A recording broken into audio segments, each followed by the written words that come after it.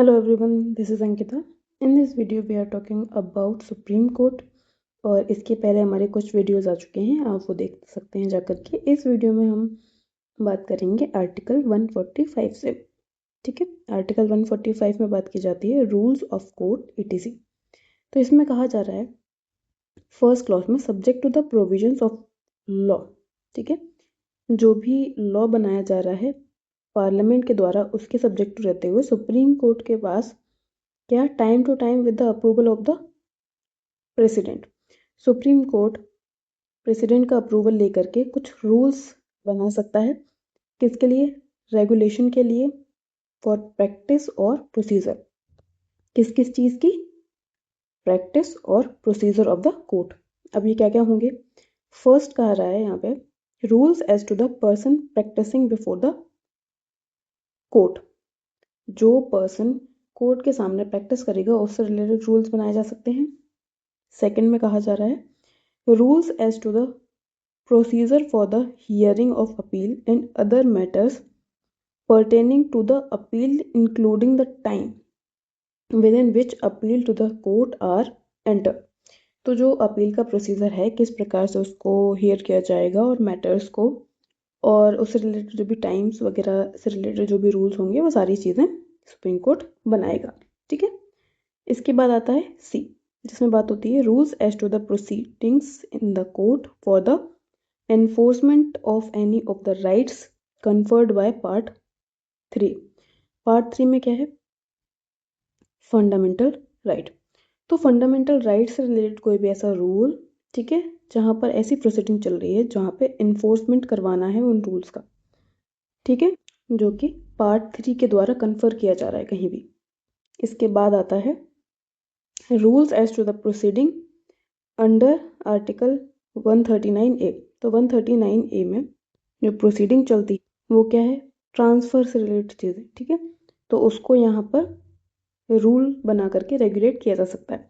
इसके बाद आता है D rules as to the entertainment of appeal under clause C of sub clause C of clause 134। तो criminal matters में clause 1 का क्लॉज सी में जो भी अपील जाती है वो कैसे एंटरटेन की जाएगी उससे रिलेटेड रूल्स बनाए जा सकते हैं। ई में कहा जा रहा है rules as to the condition subject to which any judgment pronounced or order made by the court may be reviewed or procedure for which review, ठीक है, reviewed or procedure for which review including the time within which application to the court for the review is to be entered। तो court किस प्रकार से review करेगा और क्या procedure रहेगा उसका, क्या टाइम रहेगा जिसमें उसे करना है, सारी चीज़ों से रिलेटेड भी रूल्स आ सकता है। इसके बाद आता है एफ, जिसमें बात की जाती है rules as to the cost of and incidental to any proceeding in the court as to the fees to be charged in respect of proceeding therein. तो इसमें रूल्स इस चीज़ में ही बनाया जा सकता है कि क्या कॉस्ट ली जाएगी, ठीक है, अगर कोई भी इंसिडेंटल प्रोसीडिंग हो रही है, क्या फीस होगी चार्जेबल, जो भी प्रोसीडिंग्स हैं उनकी, उन सब चीज़ों से रिलेटेड भी रूल्स बनाए जा सकते हैं। इसके बाद आता है जी, जिसमें बात की जाती है rules as to the granting of bail. Bail से related rules as to the stay of proceeding, proceeding को कैसे स्टे किया जाएगा उससे रिलेटेड रूल्स। इसके बाद आता है आई, जिसमें बात की जा रही है rules providing for the summary determination of appeal with which appear to the court to be the frivolous, vexatious or brought before for the delay। तो रूल्स बनाए जा सकते हैं फॉर द समरी डिटर्मिनेशन और उन अपील से related जो कि कोर्ट को लगता है फ्रिवलस हैं, वेक्शियस हैं या फिर डिले करने के लिए लेकर के आई हैं उनसे रिलेटेड। इसके बाद बात की जाती है जे में बात किया जा रहा है rules as to the procedure for inquiries referred under article 317 का क्लॉज 1। तो इससे रिलेटेड भी रूल्स आपके बनाए जा सकते हैं। ये हुए पॉइंट्स वो जहाँ पर रूल्स बनाए जा सकते हैं। अब आता है हमारा क्लॉज 2, जिसमें बात की जा रही है subject to the provision of clause 3। Clause 3 के जो प्रोविजंस हैं उनके सब्जेक्ट टू रहते हुए rules made under this article में फिक्स, जो रूल्स हैं उनके अकॉर्डिंग फिक्स किया जा सकता है मिनिमम सीट मिनिमम जजेस को जो कि बैठेंगे किस चीज़ के लिए, फॉर द पर्पस ऑफ और for the hearing any case. और यहाँ पर पावर डिसाइड की जा सकती हैं या प्रोवाइड की जा सकती हैं कि सिंगल बेंच को कितनी दी जाएगी और डिवीज़न बेंच को कितनी दी जाएगी। इसके बाद आता है थर्ड, ठीक है, जिसमें बताया जा रहा है द मिनिमम नंबर ऑफ जजेस who are to sit for the purpose of deciding any case involving a substantial question of law. तो ऐसा कोई भी केस आया है जिसमें सब्सटैंशियल क्वेश्चन ऑफ लॉ है, ठीक है, और वहाँ पर इंटरप्रिटेशन हो रहा है कॉन्स्टिट्यूशन का। अब वहाँ पर हियरिंग की जाएगी 143 के अंडर में और जजेस कम से कम 5 होने चाहिए।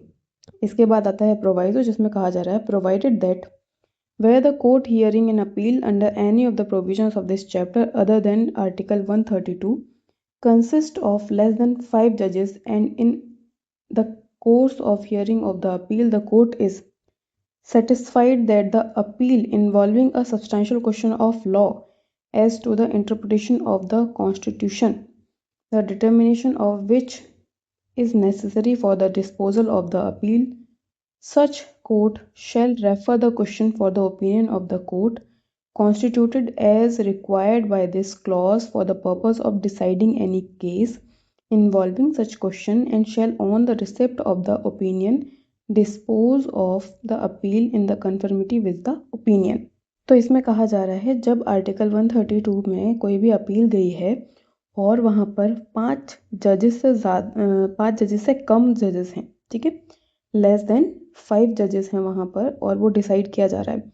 अगर कोर्ट को फील होता है आगे चलकर, अगर कोर्ट सेटिस्फाई हो जाता है कि यहाँ पर कोई ना कोई substantial question of law arise हो रहा है जहाँ पर ज़रूरत है कि इंटरप्रिटेशन ऑफ कॉन्स्टिट्यूशन किया जाएगा, ठीक है, तो ऐसे केस में अगर उसे लगता है कि नेसेसरी है for the disposal of appeal तो कोर्ट उसको रेफ़र कर देगा उस क्वेश्चन को ऐसे कोर्ट के ओपिनियन के लिए और उसे ऐसा लगता है कि यहाँ पर रिक्वायर्ड है तो उसको ज़्यादा जजेस की बेंच के सामने वो रेफ़र कर देगा, ठीक है, और उसी के कन्फर्मिटी के साथ उसको आगे का जो भी जजमेंट है उसका उस पर वो सुनाया जाएगा।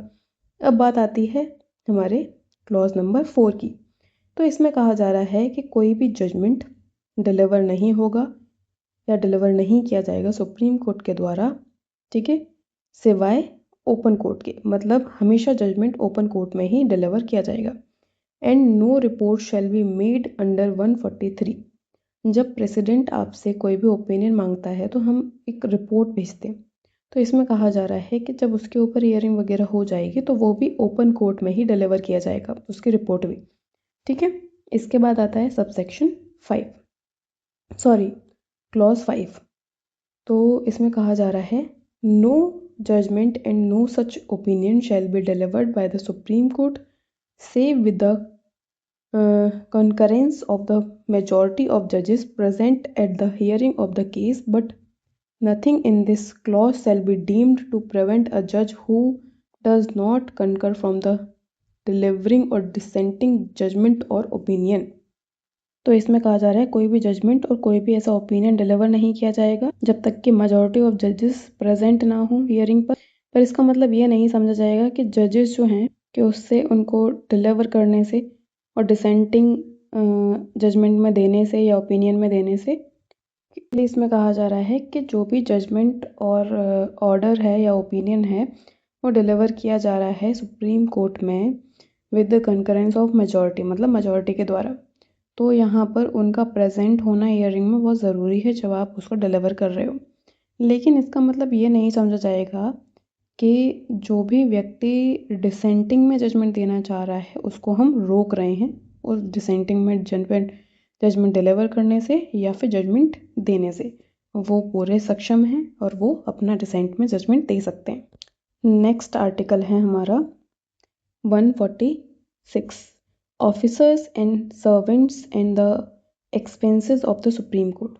फर्स्ट क्लॉज कहता है appointment of the officers and servant of the Supreme Court shall be made by the Chief Justice of India and other जजेस and officer of the court as he may direct, ठीक है।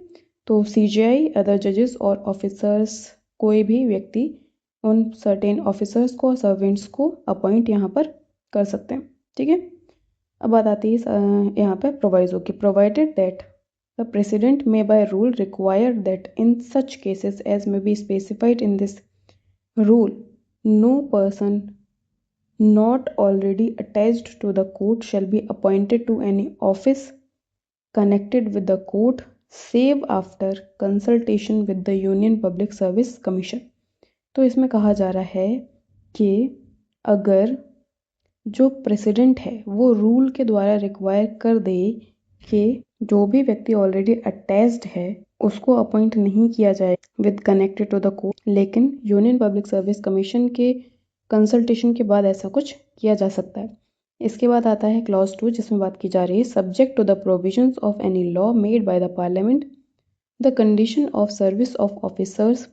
तो यहाँ पर condition decide हो रही है। ठीक है, सर्विस की कंडीशन किसकी, ऑफिसर्स की और सर्वेंट्स की of the Supreme Court shall be such as may be prescribe by the rules, जो रूल्स के द्वारा प्रिस्क्राइब करी जाए, जो कि CJI और अदर जजेस और अदर ऑफिसर्स जो कि अथॉराइज्ड हैं CJI के द्वारा वो बनाएंगे। इसमें प्रोवाइजो में कहा जा रहा है that the rule made under this clause shall so far as they related to the salary allowances leave pension require the approval of president. अगर इनसे रिलेटेड कोई भी रूल बनाया जा रहा है तो अप्रूवल लेना पड़ेगा आपको प्रेसिडेंट से। इसके बाद आता है क्लॉज 3 जिसमें बात की जा रही है एडमिनिस्ट्रेटिव एक्सपेंसेस से। तो जो एडमिनिस्ट्रेटिव एक्सपेंसेस हैं वो चार्ज होंगे कंसोलिडेटेड फंड ऑफ इंडिया पर। ठीक है, जिसमें हम इंक्लूड कर रहे हैं सैलरीज को, अलाउंसेस को, पेंशन को, जो भी ऑफिसर्स और सर्वेंट्स को पे की जाएंगी। ठीक है, और अगर किसी भी प्रकार की फ़ीस या कोई अदर मनी है जो कि कोर्ट के द्वारा ली गई है as a part of fund तो वो भी वहाँ पर चार्ज होगा। इसके बाद आती है आर्टिकल 147 जिसमें बात की जा रही है इंटरप्रिटेशन की। तो यहाँ पर इस चैप्टर में या फिर चैप्टर 5 में या फिर चैप्टर 6 में कहीं भी हम बात कर रहे हैं सब्सटेंशियल क्वेश्चन ऑफ लॉ और वो इंटरप्रिटेशन की बात कर रहा है कॉन्स्टिट्यूशन के। तो यहाँ पर समझा जाएगा कि इंटरप्रिटेशन यहाँ पर गवर्नमेंट ऑफ इंडिया एक्ट 1935, ठीक है, और सप्लीमेंट्री एक्ट हैं जो उसके, और ऑर्डर हैं काउंसिल्स के, या फिर ऑर्डर वहाँ पर जो भी मेड आउट किए गए थे उसके द्वारा, या फिर इंडियन इंडिपेंडेंस एक्ट 1947 है। इन सभी एक्ट के इंटरप्रिटेशन की भी बात हो रही है।